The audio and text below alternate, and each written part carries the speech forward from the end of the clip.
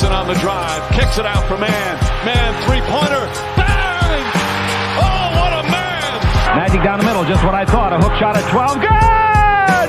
Here's Michael at the foul line, a shot on Elo, good! The Bulls win! They win it! Now there's a steal by Murr.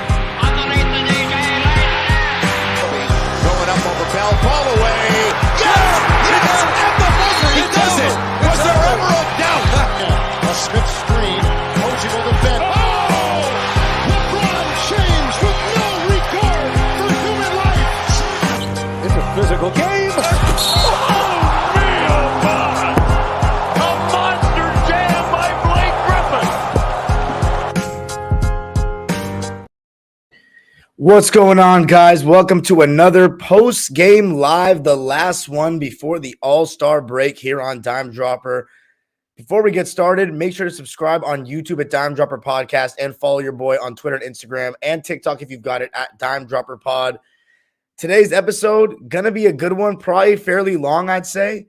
Clippers and Suns, last game of the All-Star break. I was just at the Clippers-Warriors game, had an amazing seat right by the tunnel. Go check it out. The vlog is out. Got some good views this morning, and it's on the channel. So go like, subscribe, comment, let me know what you think. Got to holler at some of the players.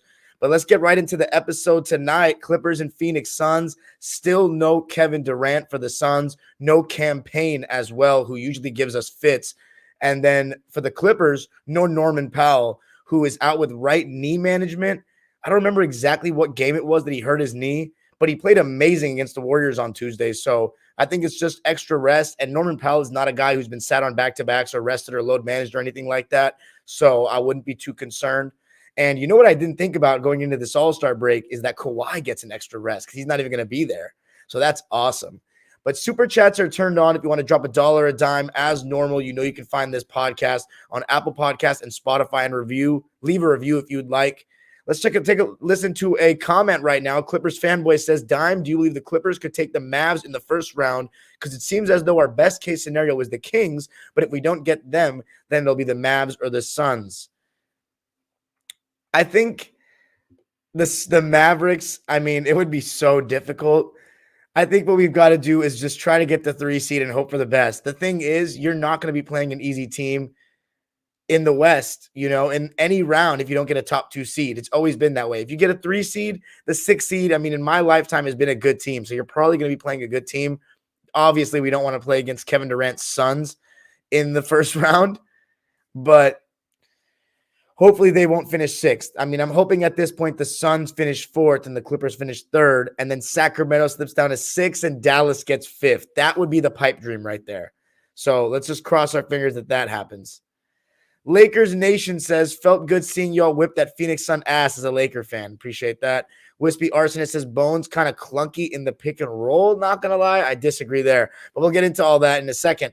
Let's get off with the way the Clippers started. So we saw Terrence Mann guarding Devin Booker, and then Paul George guarding Chris Paul. Length is really shown to bother Chris Paul these last couple of years since he's been on the Suns, since he's lost that burst. And he's never been the quickest guy in the world, but he's still had more burst off the bounce than now. Now teams know that they can switch everything, and he really doesn't have that much going downhill. And I thought that Terrence Mann and Paul George did a pretty good job, but I also think Chris Paul and Devin Booker were just missing shots. Just missing a lot of mid-ranges. I mean, Zoo's going to be in drop coverage. And I thought Zoo did a fairly good job. But the thing is this, and this applies to everybody, even Terrence Mann, who I think sometimes can take the wrong angle on screens. I think he can be a little too far behind and chases them. But there's times where he's basically right behind them fully, and Zubats has to play 2 guys at once. And if there's no rotation there, that just makes Zubats look bad. And I think a couple of times, not just Terrence Mann, but several guys, Bones Highland, not really as much Eric Gordon. I thought he did a really good job getting over screens. But, some guys, it felt like even Nico Batum, there were times where he got beat on a screen and it was a pretty clear shot for a Suns player, mainly Chris Paul or Devin Booker, and Zubats had to come up. And that's how Ayton was getting all those push shots that he was getting in the first half. And that pick and roll is really hard to guard. When you have a big and drop coverage taking away the immediate jump shot for Chris Paul or Devin Booker coming off the screen, then DeAndre Ayton in that little pick and pop spot right next to him for those push shots or foul line mid-ranges is really lethal. He shoots a very high percentage with those shots. And in this game, I mean, it's just the classic story with Ayton, right? 18 points, 6 rebounds. That's not enough rebounds, by the way. Zubac totally out-rebounded him with 12. 6 of those offensive rebounds. I thought Zoo did a really good job on the offensive glass. Only critique I'd have for Zoo is there's times where he gets an offensive rebound and he just like knows the contact is coming and it's like he knows he's not going to get fouls. So he just kind of flails and loses the ball. He's got to be a little bit stronger. I know they're going to hack the shit out of him and they don't call anything, but he's got to have to just be a little bit stronger and try to hold on to the ball better. That's all I can say.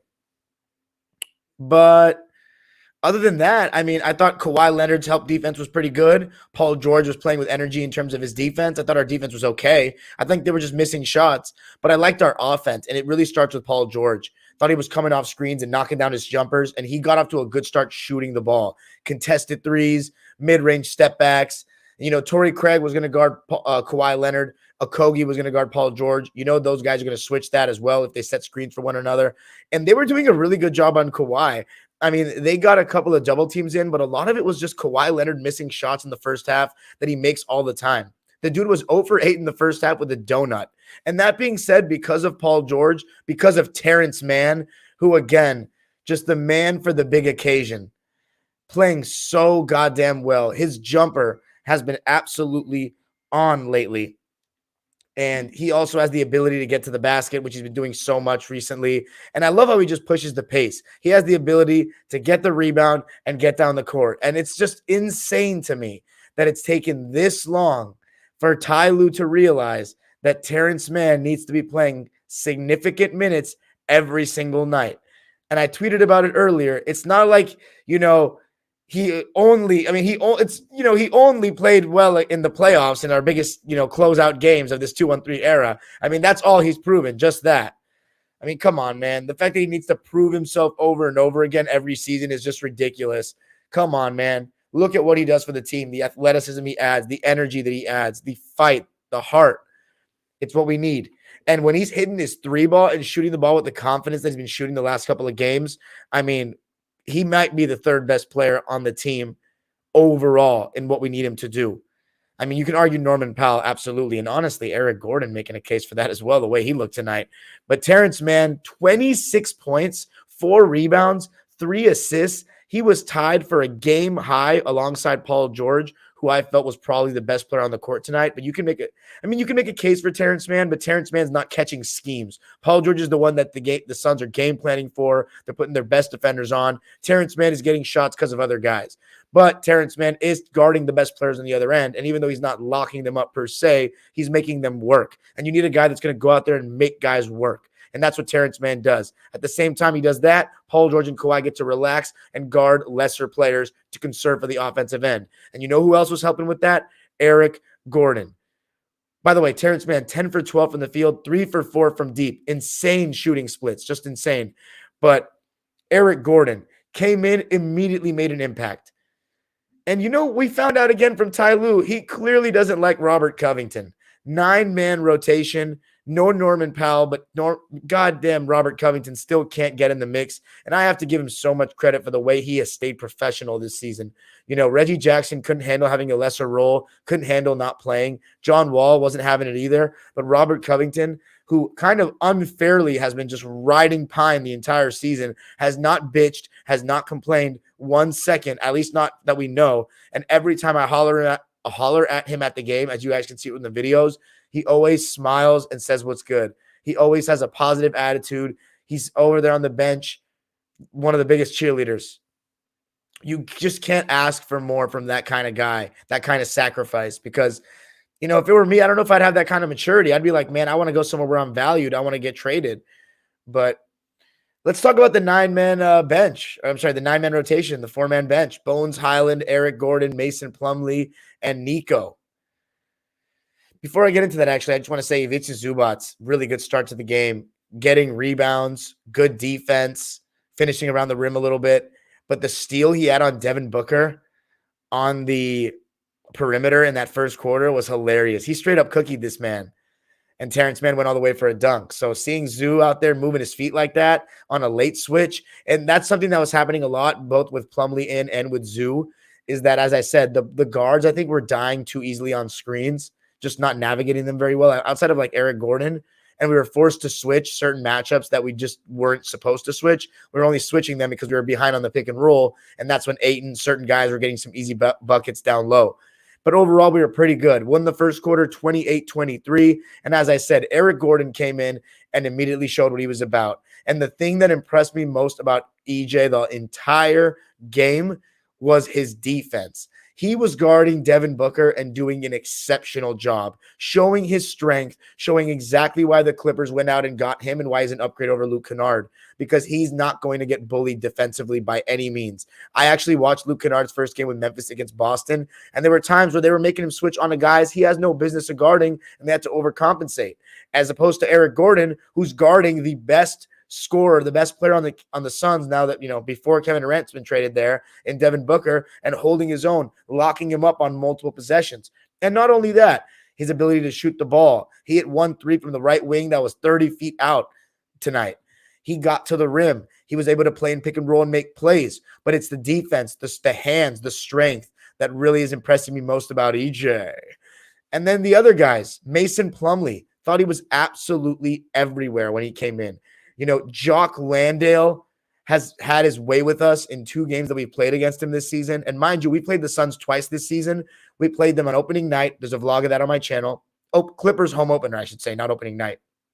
Got spanked. Kawhi was on a minutes restriction. And I need to say, this was the first game Kawhi Leonard played against the Suns where he wasn't on a minutes restriction since the 2021 season, because he missed the conference finals. He didn't play last season. And then this season, he was on a minutes restriction on opening night. And then Paul George and Kawhi didn't play when we played them at Staples Center again. So it was nice to play them, even though they're not at full strength, no Kevin Durant.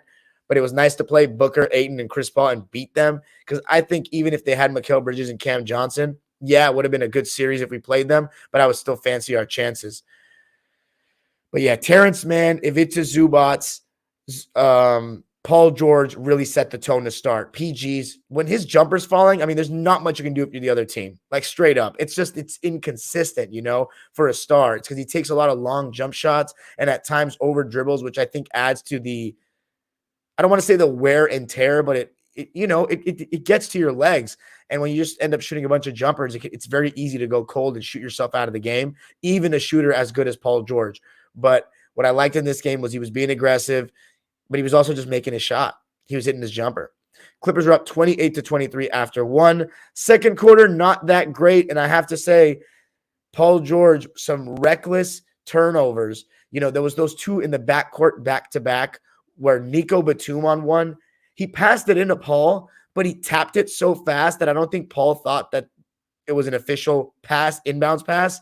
And Paul just let the ball pass him by. Damian Lee picked it up and scored. I was literally so angry because all the Clipper players, like 3 different guys, just stood there and watched him lay it in. And I was like, guys, that was a fucking inbounds pass. Like, what are you doing? And then off the timeout, we throw the ball away again and they score on the inbounds in the backcourt. But other than that, and I know it says Paul George had 4 turnovers tonight, this is why watching the games is very important. The turnovers that he had tonight, besides those ones I just mentioned in the backcourt, were not nearly as costly. And the timeliness when you do certain things matters in basketball. When you score, when you get a big stop, when you turn the ball over, if it's a live ball turnover, if it's not.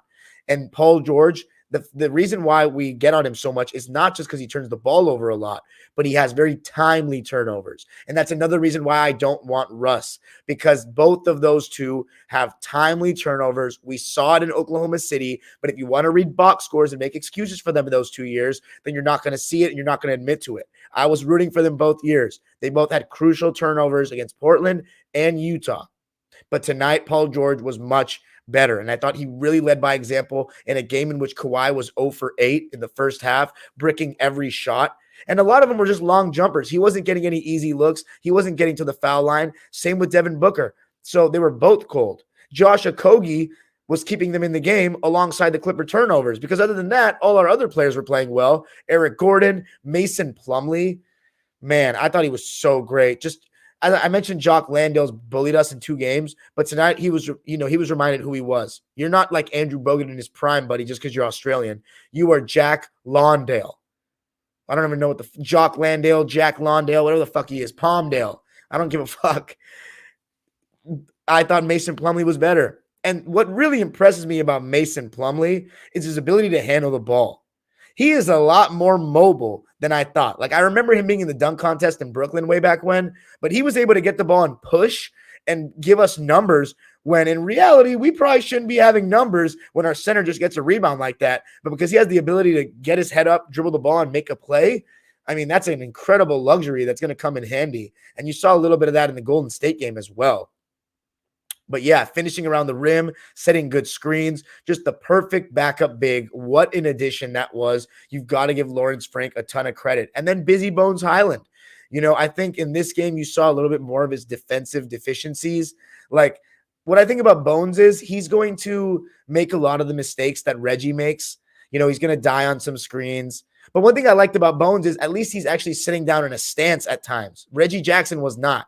Bones is a smaller guard, yes, but he does have long arms just like Reggie, so he has potential on that end. Like, he did get a steal last game. I just think he's just going to have to work hard and get through screens and play as hard as he can. A smaller guard getting over screens at the NBA level is tough, especially when you have guys setting the screens that are massive. But I don't think it was just Bones Highland that was dying on screens in this game. There were a couple guys dying on screens. Even Terrence Mann was a little behind on a lot of screens. And I think Chris Paul and Devin Booker were just missing. They were both ice cold, combined 2 for 10 in the first half. And that being said, the game was still, 52-54. We were only up by 2 points because the turnovers were keeping him in the game. But Kawhi Leonard was 0 for 8. And Chris Paul and Devin Booker were 1 for 5 each.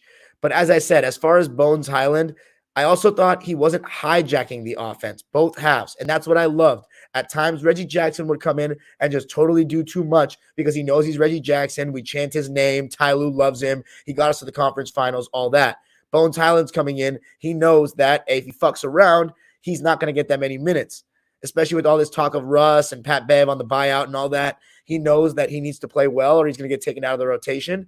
And so far, he is doing a good job, in my opinion, of giving the ball up to guys like Eric Gordon, to Paul George, because Kawhi and Paul were staggered tonight. Ty Lue kept one of them in at all times. So that was a different approach than what we saw against Golden State, but that's because Norman Powell was out. And instead of going with a total bench lineup, which he could have done with Rocco, he really doesn't seem to like Rocco. So he went with a 9-man rotation and staggered Kawhi and Paul. And I liked it because the only player that's under 6'4" now is Busy Bones.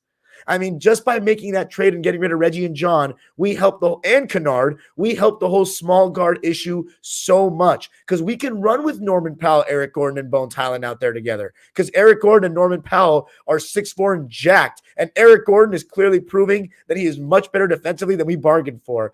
And I'm sorry, guys, I can't contain my excitement to have Eric Gordon back on this team, to have him back with Steve Ballmer as our owner, to get a chance to do something that was never even in a million years thought of when he was first drafted, when he was on the team.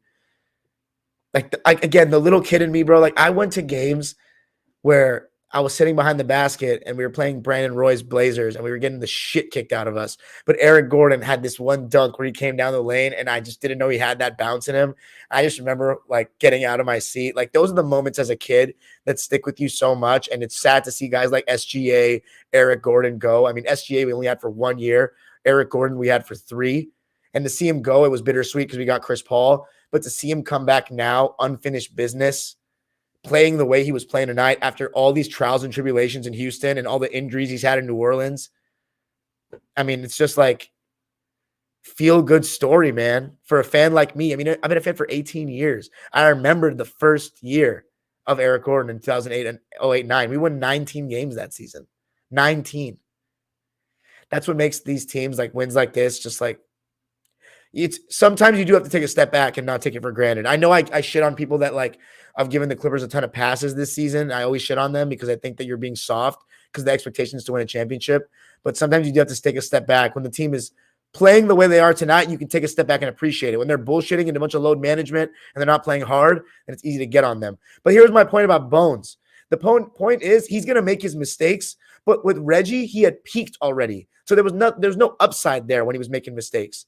Bones is a young player with all the potential in the world, and we could have him long-term. So I'm okay with him making mistakes. And plus, he has so much more juice off the bounce than Reggie, and he hit a 3 in that first half, and that put a smile on my face. And in the second half, I thought we just overall tightened up a little bit, but you saw Devin Booker and Kawhi start to get going.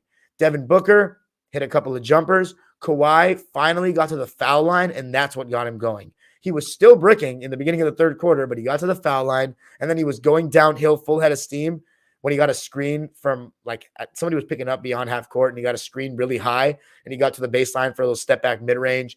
And then he started hitting his shots, but he didn't hit shots past 15 feet tonight. He didn't really have the long-range jumper in him. It was mainly foul line and in, but he at least still hit a couple of shots. He finished 5 for 18 in the game. He was 0 for 5 from deep, but 6 of 6 from the line, which was actually the most free throw attempts of any Clipper. And he had 16 points, 9 rebounds, 4 assists. But what I think about Kawhi is I don't even actually think he was that bad. He just missed shots. But I thought that his help defense and his rotations were really good. There were a couple times where he rotated and he was the cause of somebody missing or hesitating. And that's what you want. You want him to just be engaged at least and play defense because he's not going to be guarding the best players all the time. In fact, he guards the best players very, very, very rarely. Let's keep it a buck with Kawhi on defense. He doesn't guard the good players very much, only when they switch. And the thing is, teams are not stupid. They're not going to put Kawhi in the action. So a lot of times he's just a help defender, which is okay when you got Eric Gordon out there busting his ass like that. So third quarter overall for us, we won it 37-32. And again, the Clippers, 116 points tonight. The offense that's been so often criticized this season, playing well. And it starts with guys like Paul George. Actually being aggressive. He was much more aggressive these last 2 games going to the rim. I don't know if he's had his legs feel better or he's just like, fuck it, I'm not going to bullshit anymore. But he's been much better getting to the rim. And that's not really reflected on the fact that he had 4 foul shots tonight only. At least he made them all. He shot 11 threes, only made 4 of them. So again, I'd like to see him shoot 1 less. I can't complain though when we win. 11 threes is fine. If we win the game, we win the game. That's 35% or something, 36%. But he was 9 for 19 overall. And I just thought that he was making plays. And Terrence, man, I mean, he was just so efficient and just making shots, driving. Can't ask for much more. And as I said, Mason, Eric. And in the beginning of the fourth quarter, Bones even got to the foul line a little bit, hit another shot. There was that one shot. By the way, Bones Highland, 4 free throw attempts, made all of them. And there was that nice shot he hit on the left baseline where he hung in the air. That was really tough. He's got so much wiggle to his game, man. And what I love about Bones is he said that one of his favorite players growing up was Jamal Crawford. And I mean, that's going to get you some brownie points in Clipperland for show. Because Jamal Crawford, I mean, what can you say about Jay Cross? He might be my favorite shooting guard of all time. 2-time 6th man of the year, 2014, 2016. And guess what? We're going to add another one this year with Norman Powell, who was sorely missed tonight, but ultimately it didn't matter because we came out with the big W. 116-107. And I have to say, we really kept Chris Paul in check the whole game. And Ivica Zubac in the second half was really solid for me. He had this really nice play where he had a tip on a lob pass to DeAndre Ayton, doing a good job in drop coverage and pick and roll. And he had he had a nice dunk too in the second half, if I'm not mistaken. Or was that Kawhi? No, I don't think it was Zoo. Kawhi had a really nice dunk late in the game where he ripped through going to his left. And when he threw that down with authority, I knew we had the win. But for me, the player of the game is either Terrence Mann or Paul George. You can pick your poison. And one thing I have to mention, and it's huge, and I think this is a big thing for us going forward this season, Marcus Morris did not really play much in the second half. He only played 19 minutes, and I don't even recall him playing in the fourth. We actually closed with Eric Gordon, Terrence Mann, Zubac, Kawhi, and Paul, and I'm loving it. And Nico Batum had another cold night from the field, 3 points, 1 for 4 from deep. It was a pretty quiet Nico game, but he absolutely just helps being out there. He was +1, which, doesn't really say much, but I just love having Nico out there. Wasn't really his night tonight, but the Clippers win it 116-107. We take care of business in a game we should have won because the Suns are very shorthanded and they lack depth. Josh Okogie was keeping him in the game, making all these fucking threes. So more power to him. And with the lack of depth, giving up Mikal Bridges and Cam Johnson, he's going to play a solid role, especially guarding, very big-time players on other teams. He's shooting 33% from 3 this season, so he shot way above the average tonight. It is what it is. Ultimately, we got the win, and the Suns only shot 35.5% from 3 on 11 for 31. So we'll take that win. I think the main story of the game for the Clippers is we kept Booker and Chris Paul in check. They had a combined 24 points on 8 for 24 shooting. So shooting 33% between the two of them. And then DeAndre Ayton's 8 for 13, and they just don't give him the ball enough. Like, that's the problem with the Suns, is they just don't empower that guy. If he's shooting that efficiently and your two best players are not shooting well, he should be getting 18, 19 shots, especially without Mikal Bridges and all these guys. Like, we'll see how DeAndre Ayton handles being a fourth option, because they really undervalue him offensively. But whatever. I don't have to give a shit about what the Suns' problems are, do I? Clippers win it 116-107. They close the game. The Suns really never got the crowd super, super into it. They made it like a 5-point game. I think that's really like the closest they got. But I wasn't very nervous in the game at all. And I thought that Paul George, I recall him hitting a pretty big mid-range in crunch time. Yeah, with 4:33 left, he put us up 105-98. That was when we were only up by 5. That was a big shot. And when Chris Paul lost the ball, and it was Paul George that cookied him, that was awesome. Clean rip. We got the jump ball, and Terrence Mann got a layup. And you just can't say enough about Terrence Mann attacking closeouts. And Eric Gordon, he was just superb. 116-107 is the final. The Clippers outscore the Suns 25-23, win 3 quarters out of 4, so very close to giving no quarter. Of course, it was the second quarter we gave up. That's been our worst quarter this season. But going into the All-Star break, we are 33-28, which is not a great record. 18-15 away from home, which is actually the best road record in the West. Kawhi Leonard is starting to play really well, even though he wasn't fantastic tonight. Paul George has had 2 really, really good games in a row for me. Good games in what we need him to do. He's going to be representing us in Utah on Sunday, which is awesome. That's his second All-Star appearance with the Clippers. It really should be 3, but he was injured last season, so he wasn't going to play. But I'm proud of Paul George. And obviously, Utah for Paul George is definitely a special place now after that Game 5, which was one of the best performances in Clipper playoff history. Let's read the lines tonight for the Phoenix Suns. They played 12 guys tonight. Damian Lee played 8 minutes. He had 7 points on 3 for 4 shooting. He was actually pretty good. It was a +4. I don't know why they didn't play him more. Jock Landale only played 4 minutes after Mason Plumlee bitched his ass. Bismack Biyombo, 12 minutes, 4 points, 4 boards on 2 for 2. Not much there. TJ Warren only played 8 minutes, shot twice, made 1 shot. Wainwright played 7 minutes, didn't even get a shot up, got 3 fouls, was hacking left and right.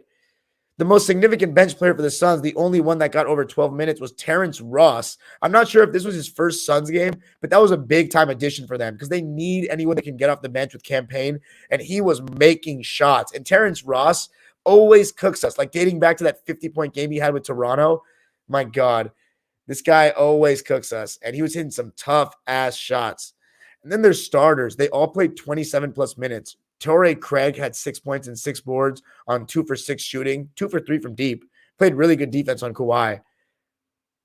Josh Okogie, 24 points. He was their leading scorer. 5 rebounds on 9 for 16 shooting and 6 for 12 from deep in 41 minutes. And then their big 3. Now it's going to be a big 4 soon. DeAndre Ayton, 18 points, 6 rebounds on 8 for 13 shooting, only 2 foul shots. Definitely not enough shot attempts. Chris Paul, 5 points, 11 assists, 4 steals, 2 for 8 from the field. Could barely even get a shot off. Missed a couple of shots he always makes, but he was nothing. And he's old, man. He's never going to be an all-star again. Love the guy. But just all he has is foul baiting and taking advantage of bigs in drop coverage now. And he's a great passer in the pick and roll, I will say still. Devin Booker, not a very good night for him. Really just didn't get any easy shots. Didn't get to the basket like that. And that's his one flaw to me as a scorer. 19 points, 9 assists, 5 turnovers, though. 6 for 16 from the field and 1 for 6 from deep. Let's read some comments before we go into the Clippers side of things. Is there a lag, by the way, guys? Please let me know if there's a lag. StreamYard's been kind of fucking up for me a little bit lately. Uzair Khan says, common W dime. Gilbert Rivera says, love how Morris sat and Eric Gordon is playing. He was a stud on Booker. Absolutely. KKA says, dime dropper rules. Raid Chowdhury says, how you doing, Darian? I'm doing well after a win. You already know. He says, I hope y'all get Russ. Why? You want us to lose? Ace Boogie says, thoughts on D'Angelo Russell's fit long-term in the Lakers and how much of an upgrade he is over Russ. I'm going to get into that right in a second. Ace Boogie says, also, is most of your family Lakers fans or Clippers fans? Laker fans. Uzair Khan says, T. Ross has always been a Clipper killer. That's right. Nathan Cruz says, Eric Gordon is greater than Luke Kennard. Uzair Khan says, me too, getting Eric Gordon back. Watching him cook CP3 felt so good. But anyway, Let's talk about the Clippers stat line before going to the Lakers. Bones Highland, 9 points and 3 rebounds. He did turn the ball over 3 times, though, so you want to see him clean that up. But again, he's getting used to things. I liked what I saw overall. 9 points in 16 minutes. He was 2 for 4, kept it efficient, didn't shoot too much, made his only 3, and made all his free throws, so we'll take that. And then Mason Plumlee only played 18 minutes, but was exceptional in his minutes. +9 off the bench, 6 points, 6 boards, 3 assists, 1 steal, 1 block, no turnovers, 2 for 2 from the field. He was able to get the rebound and push the ball a little bit. And I just really like the way he's always looking for guys on cuts and such. Nico already talked about 3 points, 2 boards, 2 assists, 1 for 4 from the field. All those shot attempts were threes. Eric Gordon, 13 points, 7 assists, 2 steals, 0 turnovers, guarded Devin Booker and did a hell of a job. 3 for 8 from the field, 2 for 5 from deep, 5 for 5 from the line. You cannot say enough about EJ. Just adding so much to the team on both ends, and his ability to get downhill and play make is exactly what we needed. As for the starters, Marcus Morris only 19 minutes, 4 points on 2 for 6 shooting and 0 for 4 from deep. I think we're starting to see what we've been asking for. Less Marcus Morris, because when his shot's not falling, what else are you going to do? Zubats, 13 points and 12 boards, 6 of those offensive rebounds on 6 for 9 shooting. It was really solid for me in 29 minutes of play. Terrence Mann, 26 points, 4 rebounds, 3 assists on 10 for 12 shooting and 3 for 4 from deep in 35 minutes. He was awesome and finally got to play in the fourth quarter. Hallelujah. Kawhi Leonard, 5 for 18 from the field, 16 points, 9 rebounds, 4 assists, 2 turnovers, +9, not even 1 foul, which is interesting. Paul George, my player of the game because he led the way, 26 points, 6 rebounds, 5 assists, 4 turnovers, which isn't great, but we'll take it because they weren't too timely. 9 for 19 from the field, 4 for 11 from deep. Big win for us, and now we are in the 4th seed going in to the All-Star break, which brings me to our next discussion, and that is the Lakers. Please, by the way, let me know, is there a lag in the chat? Because right now it looks like my screen's a little bit laggy, but let's talk about it. Let's start with the Lakers. So I have to confess, Laker fans, that I have not watched the last 2 games. I just haven't had the time. I will try to watch them before we resume, but I watched the game against Golden State. And I mean, Jared Vanderbilt looks exactly like what I said he was going to look like when I talked about the trade in the episode. Defending, being in the passing lanes, intercepting passes, getting to the basket. He had this really nice spin move for a layup. I mean, the athleticism he's going to add to the Lakers, and he's already added to the Lakers. It's very apparent early on. And Darvin Ham, in the game against New Orleans, he finally didn't start Dennis Schroeder. He went with D'Angelo Russell, Malik Beasley, Jared Vanderbilt, LeBron, and AD. And that is a great starting lineup. And you saw it. They absolutely dominated New Orleans. Granted, no Zion, but the Lakers are a good team now. I truly believe that. It's just a matter of LeBron James and Anthony Davis staying healthy, and then they can't really afford to mess around at this point. Thunder and Blazers and Utah are all going to be in the mix. They got to win some games. They got to win some games. They need to stay on the court. They need to get it together. And they beat the Pelicans 120-102 at the Staples Center on Wednesday. And I already think, the added size of Jared Vanderbilt, Rui Hachimura, they don't have that many smaller guards anymore. And I think Lonnie Walker, sadly, he's going to get a lot less minutes now for the Lakers after these new guys came in. And Rui Hachimura, he adds size. Jared Vanderbilt, he adds size. Malik Beasley, if he's the smallest guy in your lineup, he's 6'4", 6'5", he can still shoot the ball. So the Lakers have more shooting now. It just changes everything. And Anthony Davis started to play like his old self last night. 28 points, 10 rebounds, 5 assists, and 2 blocks. Didn't turn the ball over once. 13 for 17 from the field. He was dominant. And the Lakers led the entire way. They were up 13 after 1, and they never looked back. They're 27-32 now, 500 at home, which is no good. But it's a totally new team now that Russ is gone. And D'Angelo Russell, 21 points, 7 assists. He got to the line 10 times, made 8 free throws, shot 60% from deep on 3 for 5, and 5 for 12 from the field. He will be able to space the floor for LeBron, who had 21, 6, and 6 for AD, and he is good in the pick and roll. He's a tough shot maker. I'm a big D'Angelo Russell fan, and it's really, for a Laker fan, I just talked about Eric Gordon coming back for our Clippers, but it's definitely a feel-good feeling that D'Angelo Russell is back where he began because he was the first top 5 pick for the Lakers since James Worthy? It may have been since James Worthy. Correct me if I'm wrong there, but he may have been the first Laker top 5 pick since Big Game. And he did show promise the first 2 years, but he did have injuries, and the Lakers would always plummet when he was injured. And then obviously, he had the whole Nick Young incident, and Magic Johnson didn't fuck with it. So he traded him, and obviously he wanted Lonzo. But he's going to be great in this second stint with the Lakers. He's been an all-star, and I think, as I said in the trade deadline episode, it's a perfect role for him. So the Lakers, it's going to be a big-time home stretch, but they look good, and I think that they are a good team now.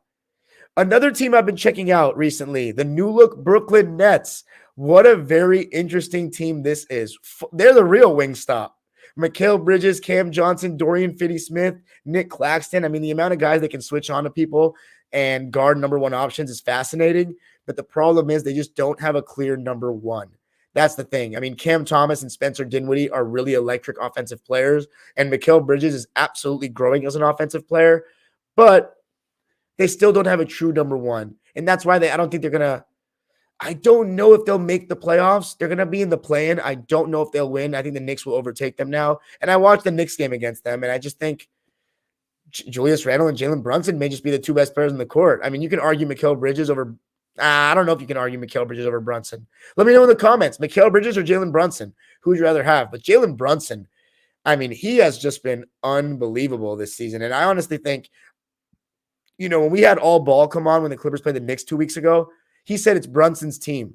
And I can see why he said that, because he's so much more reliable at the end of the games. But the Nets are just interesting. And Mikal Bridges had 45 points last night. I didn't watch the game, but I watched their game against Philly where they lost by 1. That was Mikal Bridges and Cam Johnson's debut, and Mikal was really good.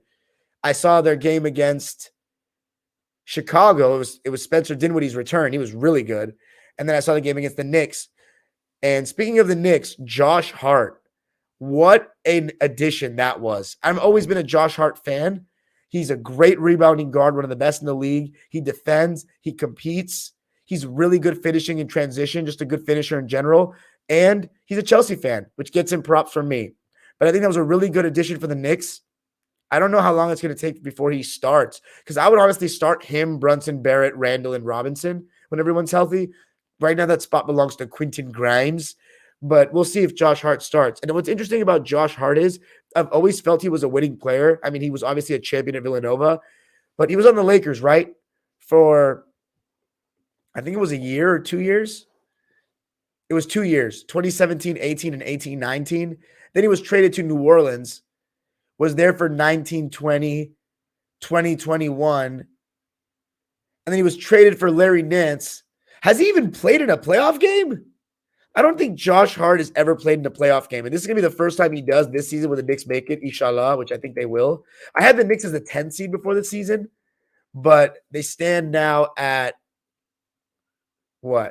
6 right now? They're 7th, but I think they're going to be 6. They're going to take over the Nets very soon. Yeah, Josh Hart's never played a postseason game in his life. So imagine playing a postseason game for MSG. I mean, that's going to be awesome for him. So good for Josh Hart. The Knicks are pretty solid. Oh, the Knicks are 6th now.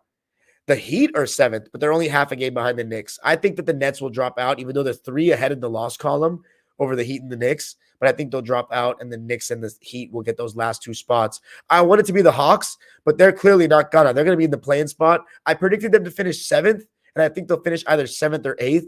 But the fact that they didn't really get better, and you're not really seeing it record-wise with Murray, is a big concern. I haven't been watching them lately. I know the whole Nate McMillan thing is toxic, and they're starting to get sick of Trae Young over there. Not the fans, but I heard some things within the organization that he's starting to become a pain in the ass. But I want to watch their game against the Knicks that they got destroyed recently, and then I'll talk about them. And I think I'm going to do one episode before the season resumes, right after the All-Star break, because there's a couple of days off before the NBA resumes again. So I will be talking about, the home stretch, looking at the standings, what I've thought of every team thus far real quick, and then, talk about it as we go forward. But who else was it? Were they going to mention anyone else? New Look Mavericks. I mean, I watched both of their games with Kyrie, the one I was at, the first one, which there's a vlog up on the channel. It only has not even 200 views, guys. You don't want to see Kyrie Irving's debut? It was a good video. Check it out. It was first game, first possession as a Mav, whatever. But I think there's a problem with the Mavs, and that's that not a problem, I should say, but one thing to look at is Kyrie Irving and Luka at the end of games. That's two guys that the offenses are going to want to target.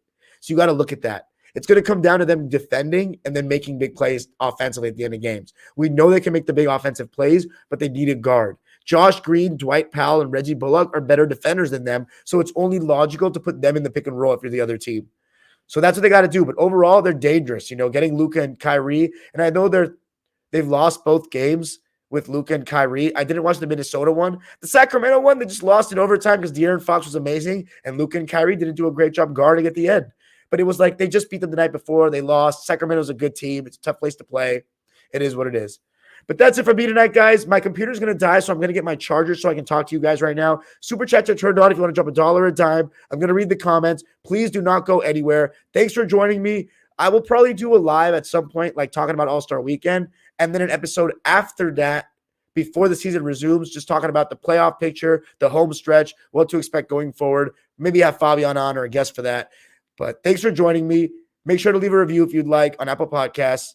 And now we go to the live subscribers waiting patiently in the chat. Super chats are turned on if you want to drop $1 a dime. Peace. All right, guys, I'm going to get my charger real quick. Do not go away. Drop some comments. Super chats are turned on if you want to drop $1 a dime. I'm about to read them all.